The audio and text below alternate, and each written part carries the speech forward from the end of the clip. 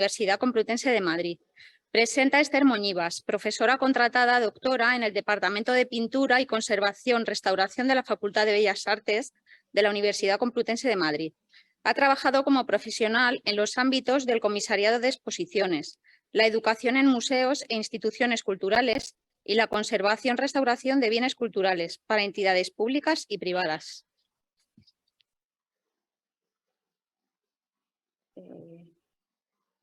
Me falta...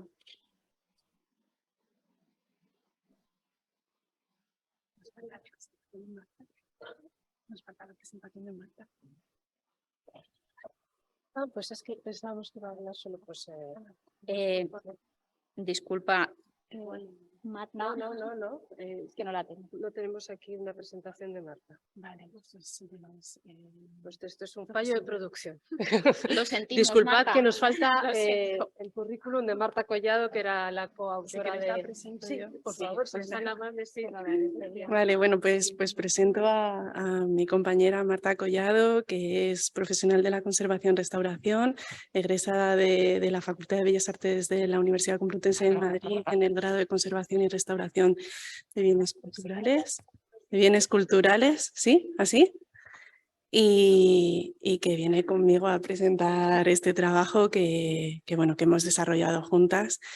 Entonces, bueno, en primer lugar, voy a comenzar presentando el proyecto Entre Artistas y Restauradoras, que es el marco en el que se inserta este estudio. Es un proyecto que he dirigido en los últimos 3 años y que nace en el entorno de la Facultad de Bellas Artes de la Universidad Complutense de Madrid, donde quizás sepáis que tenemos los grados de Bellas Artes, Diseño y Conservación-Restauración, entre los cuales hemos visto que era positivo generar sinergias para resolver distintos problemas y concretamente aquellos que han emergido en el contexto de la pandemia. El cierre de museos constituyó una notable dificultad para los estudiantes del grado de conservación-restauración, a veces también para los del máster de conservación del patrimonio, a la hora de desarrollar sus trabajos de fin de máster y de fin de grado, ya que se apoyan específicamente en el estudio de piezas, ¿no? Museísticas. Y bueno, pues para poder ofrecer una posible solución en este contexto de pandemia decidimos que era positivo generar una red interdisciplinar a la que se han ido sumando progresivamente también la Universidad de La Laguna y otras universidades. En esta red participan tanto profesoras, profesores como estudiantes de las distintas áreas de conocimiento antes citadas, así como artistas profesionales que han llegado al proyecto bien porque han estado vinculados en algún momento de su vida con la Facultad de Bellas Artes o trabajan ahora mismo en ella, o bien a través de una convocatoria que hicimos a través del Instituto de Arte Contemporáneo y de Atelier Solar. En este contexto vimos que las entrevistas a artistas podían constituir la base para articular una metodología a la nuestra, específicamente transdisciplinar y vinculada a estrategias de enseñanza-aprendizaje colaborativas y horizontales entre profesoras, profesores y estudiantes como fórmula para contribuir a esa generación de conocimiento dentro del entorno de la universidad y también al estudio de las prácticas artísticas actuales.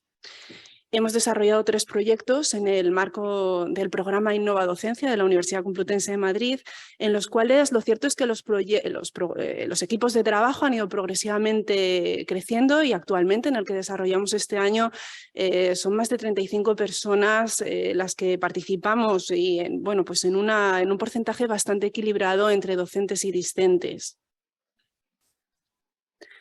Este proyecto plantea una serie de sinergias entre el territorio de la educación y el de la investigación y para ello hemos desarrollado un conjunto diverso de actividades. Hasta la fecha hemos ofertado un curso que titulamos La experiencia del artista como patrimonio material-inmaterial, diálogo interdisciplinar y producción del conocimiento. También hemos desarrollado 2 seminarios que llevaban asociados diversas ponencias y mesas redondas y 5 encuentros que llamamos encuentros entre artistas y restauradoras en torno a diversos lenguajes y contextos creativos, entre ellos la fotografía, la obra gráfica, las prácticas textiles y performativas, el entorno urbano y el libro de artista. Y bueno, actualmente estamos preparando junto con Paula Fernández, que fue ponente ayer en esta jornada, un 6º encuentro que se desarrollará en marzo sobre Media Art. Desde el primer año nos dimos cuenta en estos encuentros precisamente de que esa reflexión teórica y crítica en torno a las entrevistas artísticas podía ser bastante más amplia, nos daba mucho más juego y entonces decidimos enfocar una parte de nuestro trabajo hacia la experimentación práctica con nuevos formatos de interacción entre conservadores, restauradores y artistas.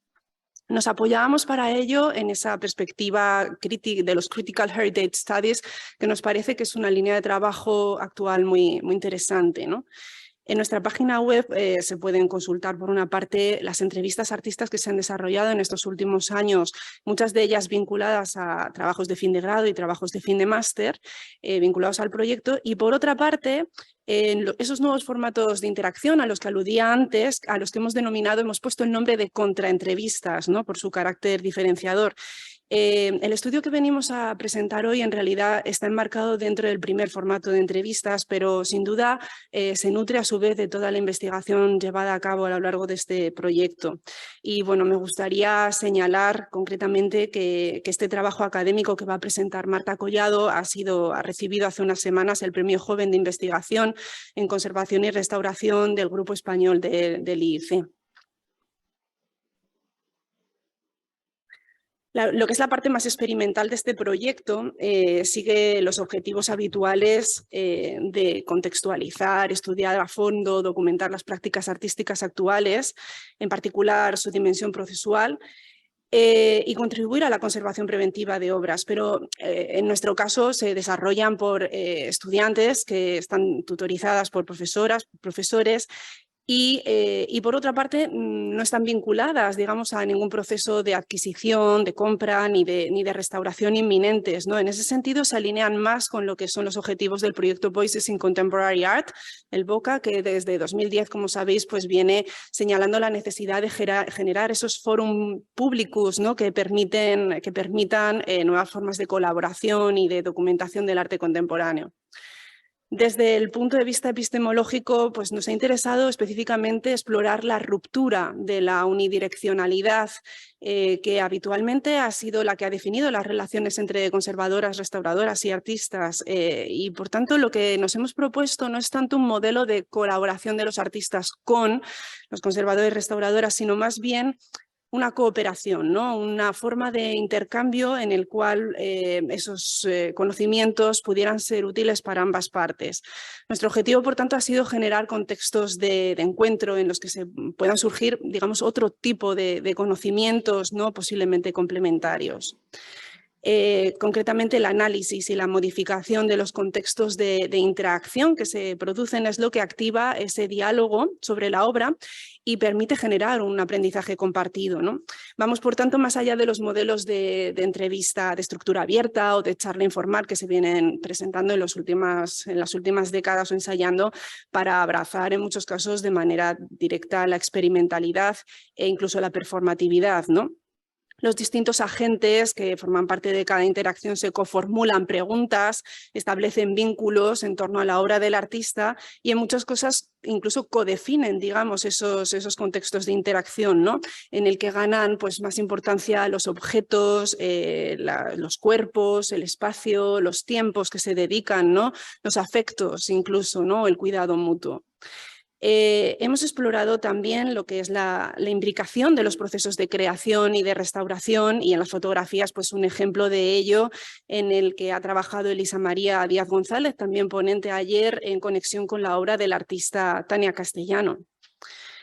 Hemos constatado que a los y a las artistas en la mayoría de los casos les interesa tanto más trabajar en torno a lo que son los procesos de creación que a lo que es la obra final, los resultados, ¿no? Y por ello en muchos casos pues, nos ha interesado ir al espacio de creación, a los talleres, a los laboratorios de los artistas, para que ese sea el lugar en el que comienza esa charla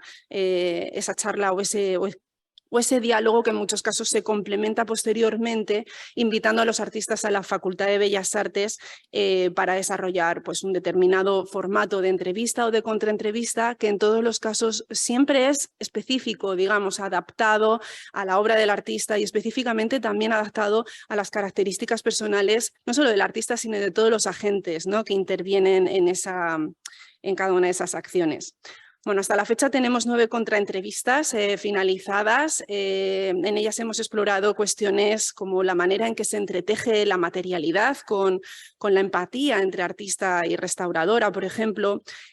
Cuáles son las propiedades del acto comunicativo en sí mismo, de qué manera afectan los medios de documentación y de interacción a esa información que se comparte. Qué es lo que sucede cuando se generan interacciones entre varios agentes o incluso la dimensión más multisensorial, ¿no? Sabemos que el espacio, que la temperatura, que el olor, que la comodidad afectan de manera directa a esas entrevistas, a ese intercambio de información. Y por ello decidimos que era muy importante, digamos, diseñar cada uno de esos contextos espaciales y temporales en los que se desarrollaba cada interacción de manera que se pudiera amplificar al máximo, ¿no?, esa interacción. La idea es obtener, digamos, nuevos puntos de vista, otro tipo de información complementaria, que puedan ser tiempos un poco más dilatados y generar espacios de confianza y de complicidad, ¿no? Conseguir, digamos, esas otras cuestiones o esa otra información que muchas veces no tiene cabida en una entrevista formal. Bueno, pasando al caso específico de June Papineau, pues se trata de una artista suizamericana que es nacida en Manchester y con quien bueno, pues tengo el gusto de colaborar desde hace unos años a través del colectivo Tejidos de Agua, ¿no?, junto con Marta Alcalde, Mireia Puigventós y Eva Lotz. Ella reside desde 1993 en Ginebra, Suiza. Y bueno, es interesante también que tuvo un periodo entre 1986 y 1993 en el que residió en Madrid y precisamente en ese periodo, entre otros proyectos, trabajó como dibujante con un equipo de arquitectos en la realización de 2 proyectos de restauración, lo cual le aproximó, ¿no?, también a ese campo. Papineau tiene una larga y prolífica trayectoria. Ella ha realizado más de 20 exposiciones individuales e incontables exposiciones colectivas en instituciones de Europa, América y Asia. Y su obra incluye muy diversos medios, ¿no?, pinturas al óleo, dibujos, grabados, fotografías, performance, objetos híbridos, incluso instalaciones. En todos los casos el motor de su trabajo es la experimentación, la búsqueda de nuevos lenguajes plásticos y probablemente por ello pues, se da la circunstancia de que la mayoría de los casos incluyen materiales y elementos muy diversos tomados del mundo del arte, pero también de otros campos como la medicina, la biología o la conservación-restauración incluso, ¿no? En la imagen vemos 2 ejemplos de su obra arriba a la izquierda, un poco más antiguos. En Forest in Hiding pues son 31 frascos farmacéuticos en los cuales se incluye no solamente fotografías en blanco y negro de árboles del bosque de la Yus, sino también muérdago, plumas, cera roja. Y abajo a la derecha tenéis la serie Caparazones, que se trata de una serie performática en la que el artista pues, utiliza unas estructuras que usa como escudos de protección durante sus paseos por Madrid y por Ginebra. Bueno, June Papineau aparte ha cultivado una importante colección de dibujos que realiza in situ en la naturaleza, a horas intempestivas además, muchas veces, ¿no?, observando y captando los más mínimos detalles de la vegetación que está presente en distintos tipos de humedales. En 2006 comenzó a trabajar en la Reserva Natural de Le Tournel, en la comarca francesa de Pugny, y este espacio ha constituido para ella una especie de santuario, ¿no?, un lugar en el que ha realizado numerosas intervenciones, acuarelas y dibujos en los que sucesivamente vuelve, ¿no?, de manera sistemática a los mismos lugares para captar la biodiversidad y también la progresiva evolución del paso del tiempo en esos organismos vegetales. Ella desarrolla en sus piezas una profunda reflexión en torno a la vida, a la decadencia y a la muerte. Y bueno, pues encontramos a lo mejor, digamos, ecos, ¿no?, de alguna manera o conexiones con las obras de Smithson y de Goldsworthy. La Reserva Natural de Le Tournel es el lugar donde ha desarrollado concretamente la técnica que denomina pieles y con la cual se relaciona su serie Goyescas, que es de la que vamos a hablar hoy. Se trata de una serie muy amplia de intervenciones en la naturaleza en las cuales ella se dedica a captar, digamos, los rasgos, los gestos de una serie de árboles específicos, ¿no? De ejemplares de alisos, de secuoyas, de chopos o álamos negros, y ella trabaja directamente sobre la superficie de sus cortezas. Bueno, todo este proyecto ha supuesto un amplio trabajo de investigación y de exploración para el artista, de carácter técnico-material, pero también conceptual, y por ello pues, nos pareció que era un objeto de investigación muy interesante, ¿no? Así que voy a dar paso a Marta para que continúe.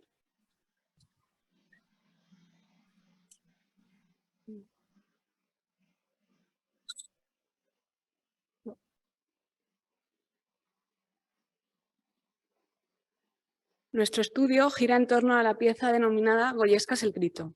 Esta representa un momento concreto de un ejemplar de álamo negro situado en el humedal de Tournelle, en Francia. Esta pieza planteaba un interesante caso de estudio por su complejidad. Por un lado, por el carácter conceptual, en tanto instalación vinculada al land art, y por otro, por el carácter experimental de la técnica y de los diversos materiales que la componen. Además, nos interesaba el hecho de que el artista está implicada en la conservación y restauración de su propia obra, sin que existiera registro ni documentación previa de dichas intervenciones. Las circunstancias de la pieza, que pertenece al artista y por tanto no cuenta con un respaldo institucional, suponían además un reto en cuanto a las posibilidades y recursos económicos destinables a su conservación. Contacté en febrero de 2022 con Jun Papineau y acordamos que la mejor forma de aproximación era mediante una visita al artista en Ginebra. Esta consistió en una estancia en su vivienda estudio durante 5 días. Jun y su pareja Ángel me ofrecieron quedarme en su casa durante la visita, lo cual amplificó notablemente las posibilidades de interacción y el conocimiento mutuo. Durante la visita trabajamos en su estudio, visitamos la ciudad y recorrimos juntas la feria Art Genève, donde tenía expuestas varias piezas. También fuimos a Saint-Julien, donde se encuentran los vestigios de un conjunto de intervenciones que ha realizado recientemente bajo el título Génie Locorum para la exposición colectiva Éphémère et Durable, ubicada en torno a la ribera del río Aire. A lo largo de estos días pudimos hablar dilatadamente sobre su trabajo, su trayectoria, su obra y su visión sobre la conservación y restauración. También pude conocer detalles muy útiles sobre el proceso de creación, los materiales utilizados y las fórmulas de almacenaje y exposición que utiliza en sus piezas. Fuimos a visitar también el lugar de creación de la obra en el humedal de Le Tournelle, donde pude documentar el ejemplar de álamo negro en el que basó su trabajo. La artista aportó información muy detallada sobre el proceso de creación de las pieles. En las imágenes vemos cómo cubre el tronco del álamo negro. Primero con arcilla de porcelana. A continuación añade una mezcla que ella denomina mezcla para las pieles de árboles, que está conformada por metilcelulosa, politenglicol, acetato de polivinilo y pasta de madera. A lo largo de este proceso, que puede durar semanas, incluso meses, añade fragmentos de gasa impregnados en esta mezcla, tras lo que vuelve a aplicar nuevas capas de la mezcla.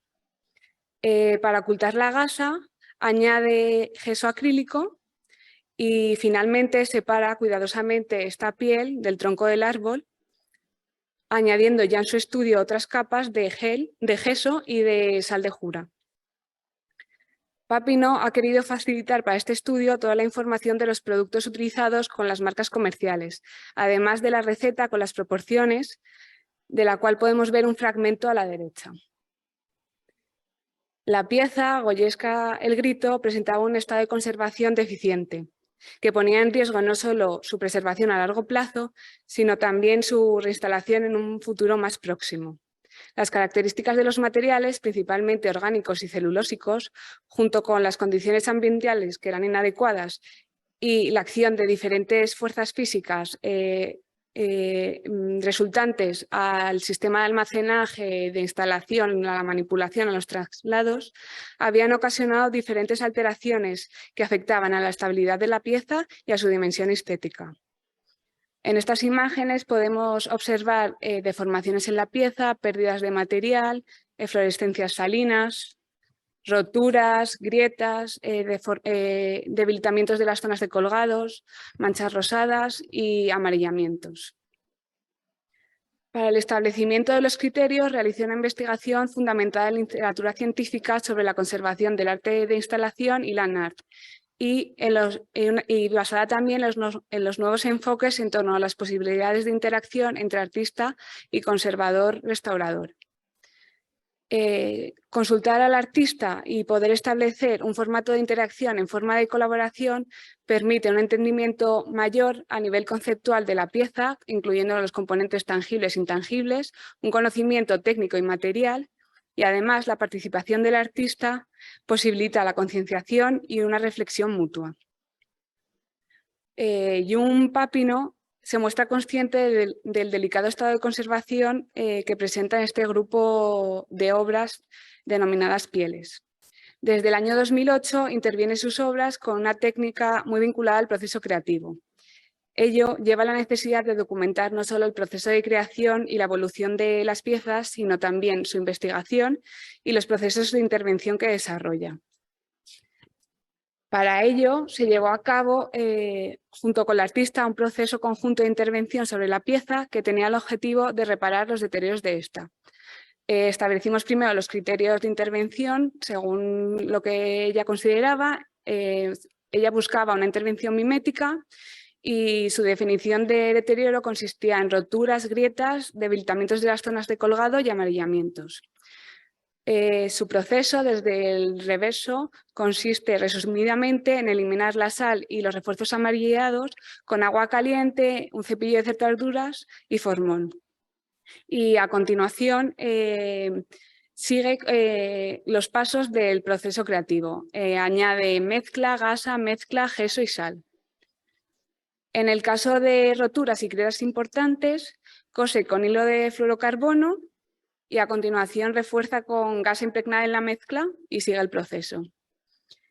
Realizamos esta intervención durante varios días en su estudio, en que primeramente preparamos la mezcla y compramos algunos de los materiales, y ella me iba enseñando e indicando los pasos que ella seguía para que yo los pudiera realizar y me animaba a ello.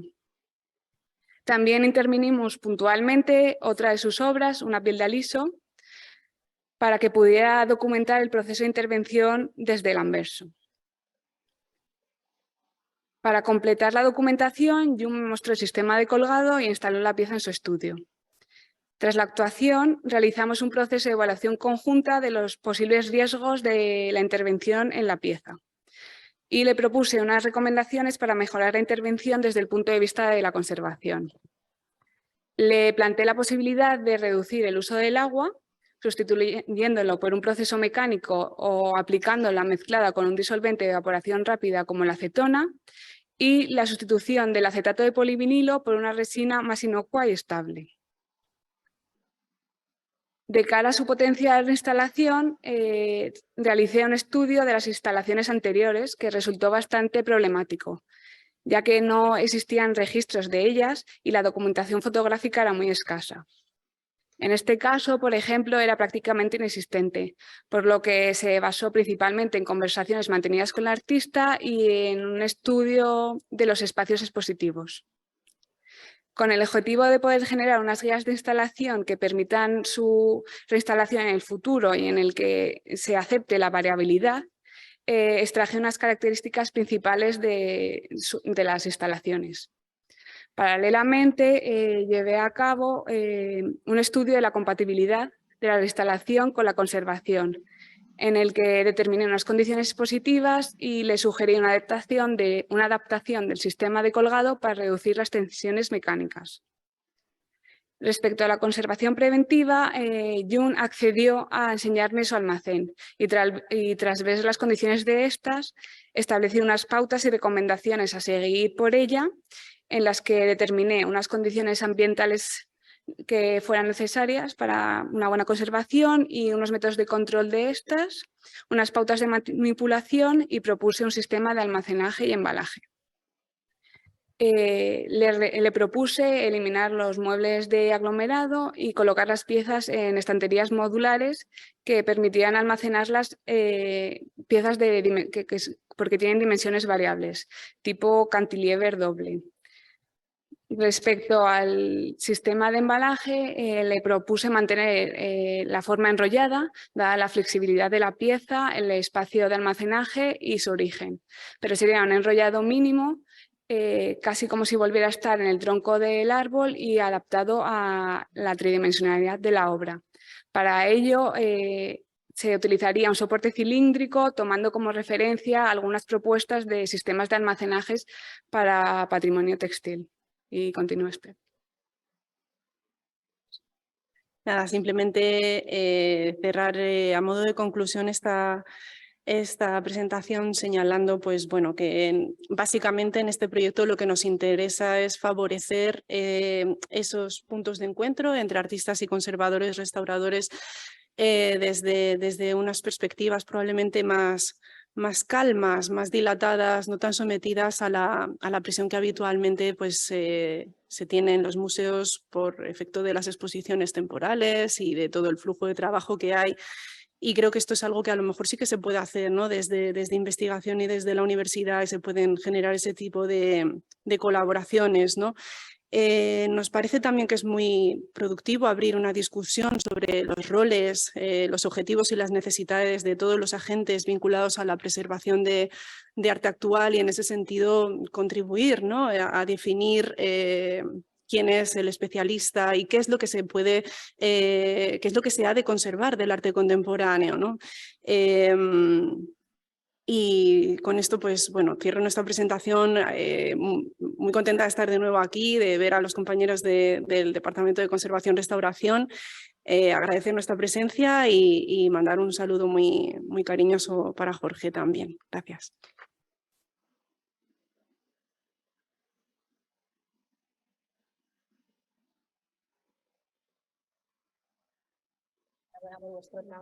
Muchas gracias. Pasamos al turno de preguntas. ¿Nadie se anima? Que hemos estado mucho tiempo callados después del confinamiento. ¿No? Vamos a ver.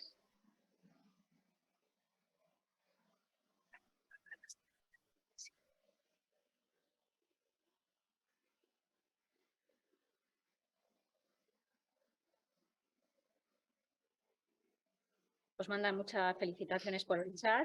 Bueno, pues le vamos a mandar también un saludo muy fuerte a Jun, porque sabemos que está por ahí en algún lugar, ¿no? Y que nos está viendo, así que aprovechamos para mandarle un abrazo.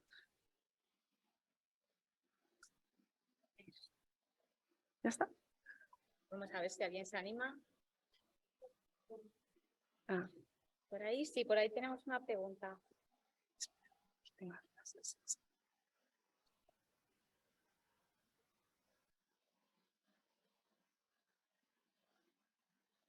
Ya. Me preguntaba en qué tipo de análisis o de test o no sé se realizaron para entender cuáles eran efectivamente las tensiones mecánicas que se generaban en la obra al momento de la exposición. Bueno, como era un trabajo académico y no había recursos, hice análisis visuales de lo que veía de los deterioros de la pieza, de las fotografías y lo que me iba contando el artista.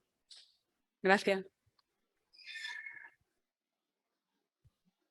¿Alguna pregunta más? ¿No? Bueno, pues muchísimas gracias. Y enhorabuena de nuevo.